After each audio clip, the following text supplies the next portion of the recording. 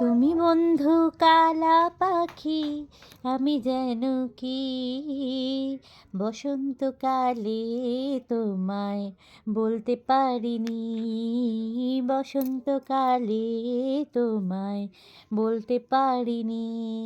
সাদা সাদা কালা কালা মন জ্বলেছে কালা কালা, হয়েছি আমি মন পাগলা বসন্তকালে। তুমি বন্ধু কালা পাখি, আমি যেন কি বসন্তকালে তোমায় বলতে পারিনি। বসন্তকালে তোমায় বলতে পারিনি। ভেরি গুড মর্নিং বন্ধুরা, মহুয়া সাতকাহন চ্যানেলে তোমাদের সকলকে স্বাগত। তোমরা সকলে কেমন আছো? আমি কিন্তু ভালো আছি। তো এখন থেকে আমি আমার কিন্তু ব্লগটা স্টার্ট করে দিয়েছি। তো একটা কথা না বললে না, আজ থেকে আসি, তোমরা সকলে কিন্তু এই ব্লগ ভিডিও দেখতে পারো। আর আজকের ওয়েদারটা বেশ ঠান্ডা ঠান্ডা রয়েছে জানো তো, সকাল থেকে। আজকে সারাদিন আমি কি করছি সেটা তো তোমাদের সঙ্গে অবশ্যই ভাগ করে নেবো। তার সঙ্গে আমরা কিন্তু এখন প্রত্যেকদিন স্যালাড খাওয়া শুরু করেছি। এমন কিছু না, জাস্ট টমেটো পেঁয়াজ আর শসা দিয়ে প্রত্যেক দিন কিন্তু খাবারের সঙ্গে এগুলো রাখছি। কেন বুঝতেই পারছো, প্রচুর পরিমাণে আয়রন, তারপরে ভিটামিনের কিন্তু ডেফিসিয়েন্সি হয়ে বসে রয়েছে। তো এগুলো দিয়ে মেকআপ করার একটা চেষ্টা বা কৌশল আর কি। বাড়ির যে সকল কাজকর্ম সবই আজকে করা হয়ে গেছে। মেয়েকে স্কুলে দেওয়া, মেয়েকে স্কুল থেকে নিয়ে আসা, সঙ্গে ওর পড়ানো সব। আজকে জানো তো সন্ধে দেওয়ার পর সবাই ঠিক করেছে এত ঠান্ডা ঠান্ডায় কী করা যায়, তাহলে চলো আজকে খিচুড়ি রান্না করে ফেলি। যেমন ভাবনা তেমনি কাজ। শীতের রাতে কিন্তু গরম গরম খিচুড়ি আর ডিম ভাজা তো ভালো লাগে। যেহেতু আজকে দিনের বেলা আমরা ডিমের অমলেট দিয়ে ঝোল খেয়েছি, তো রাত্রে খাবো না। মুখে বললেও এটা কিন্তু পেটে যাবে না, তার জন্য পাঁপড় ভাজা আলু ভাজা দিয়ে যথেষ্ট ভালো লাগে। আর যদি ফুলকপি থাকে, ধরো টমেটো, এইগুলো যদি যারা যারা খায় তারা তো দিতেই পারি, সবজিটা আরও বেশি ভালো লাগে। যাই হোক, চলো আজকে রাত্রেবেলা ব্লগে তো আমি কি আর বলবো, সারাদিন যা ব্লগ করেছি আজকে রাত্রে কিন্তু এই খিচুড়ি ব্লগ হচ্ছে, তোমাদের সঙ্গে শেয়ার করে নিচ্ছি। খিচুড়ির সঙ্গে আজকে আলু ভাজা আর পাঁপড় ভাজা, এই দিয়ে কিন্তু আমাদের রাত্রে ডিনারটা কমপ্লিট হবে। আর সবথেকে বড় কথা, গতকাল কিন্তু আমি প্রচণ্ড সারাদিনের ভেতরে প্রচুর হেয়ার স্টাইল করেছি, মানে হেয়ার কেয়ার করেছি, স্কিন কেয়ার করেছি। আলটিমেটলি যখন রাত্রেবেলায় আমি সাজুগুজি করতে বসেছি, তার আগে আমার যে ছোট্ট কন্যাটি আছে ওর হয়ে গেছিলো শরীরটা খারাপ, তাই অবস্থা আমরা কিন্তু যাইনি। তাই বিয়েবাড়ি ব্লগ কিন্তু আমি তোমাদেরকে শেয়ার করে উঠতে পারিনি। হ্যাঁ, মুগ ডাল কিন্তু লাল লাল করে ভেজে আমি গরম জল হওয়াতে তার মধ্যে দিয়ে দিয়েছি। ডালটা ভালোভাবে একটু গলুক, তারপরেই আমি কিন্তু চালটা অ্যাড করব। এর মধ্যে এই যে নতুন আলু ধুয়ে রেখেছি সেইটাও কিন্তু দিয়ে দিচ্ছি। আর নতুন আলু কিন্তু একটা বিশেষত্ব এটাই যে ঠান্ডা হয়ে গেলে শক্ত হয়ে যায়, এই জন্য আমার খুব একটা ভালো লাগে না। নতুন আলুর দম গরম গরমই ভালো লাগে, নতুন আলু গরম না খেলে কিন্তু একদমই ভালো লাগে না। তো তোমরা দেখতেই পাচ্ছ যে আমি কিন্তু হাঁড়িতে ডাল দিয়ে দিয়েছি। তো ডালটা গলুক, তারপরে কিন্তু আমরা চালটা দেবো।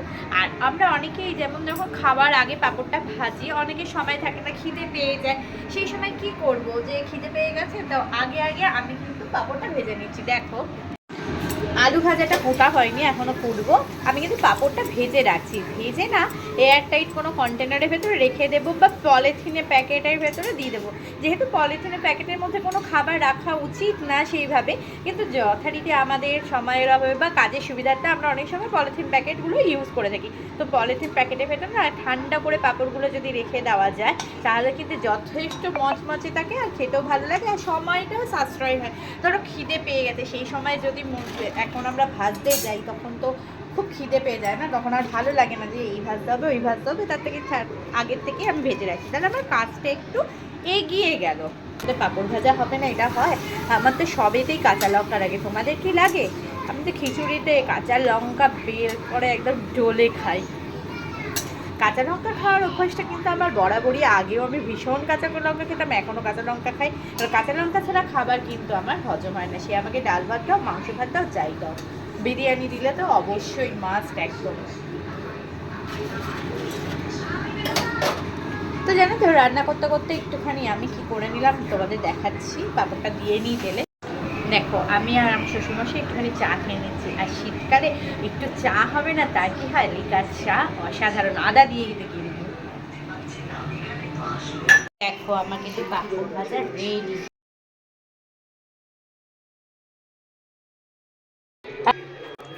মেয়েরা কিন্তু দশভুজা এমনি এমনি নয়, এক হাতে তোমার এই যে খিচুড়ি বসিয়েছি, সাথে সাথে আমি কিন্তু পাঁপড় ভেজেছি, মেয়েকে খাইয়েছি, সঙ্গে এখন এই দেখো আলু নিয়েছি, এই যে দেখো আলু নিয়েছি, এই আলু কিন্তু কাটছি, আলু ভাজাটা কেটে রাখি, ব্যাস আর কিছু লাগবে না। আর খিচুড়িটা হলে খিচুড়িটা খালি নামাবো। এখন ফুটছে, দেখো ফাইনাল লুকস। এই যে জানি না, করে তো দিলাম, এবার যদি খেয়ে সার্টিফিকেট পাবো। তো বন্ধুরা আমার কিন্তু খিচুড়ি কমপ্লিট, পাঁপড় ভাজাও করা হয়ে গেছে, আলু ভাজা কুটে রেখেছি, জাস্ট ভাজবো আর তারপরে গরম গরম খাবো। তো আজকে লাঞ্চে, আজকের দিন, তো আজকের ডিনারে আমি কি কি করলাম সেটা তো তোমাদের সঙ্গে শেয়ার করে নিলাম। আর আজকের আমার ব্লগটাকে আমি এইটুকুনি রাখছি। যদি তোমাদের আজকের ব্লগে কারো কিছু ভালো লেগে থাকে please like share and comment করতে ভুলো না, প্লিজ সাবস্ক্রাইব মাই চ্যানেল। তো দেখা হচ্ছে নেক্সট ব্লগ ভিডিওতে। আর হ্যাঁ, আজ থেকে আসি, তোমরা সকলে কিন্তু এই ব্লগ ভিডিও দেখতে পারো, আশা করি তোমাদের সকলে খুব খুব ভালো লাগবে। আর হ্যাঁ, যতক্ষণ না নেক্সট ব্লগ ভিডিও আসছে ততক্ষণ তোমরা সকলে খুব ভালো থাকো, সুস্থ থাকো, টাটা।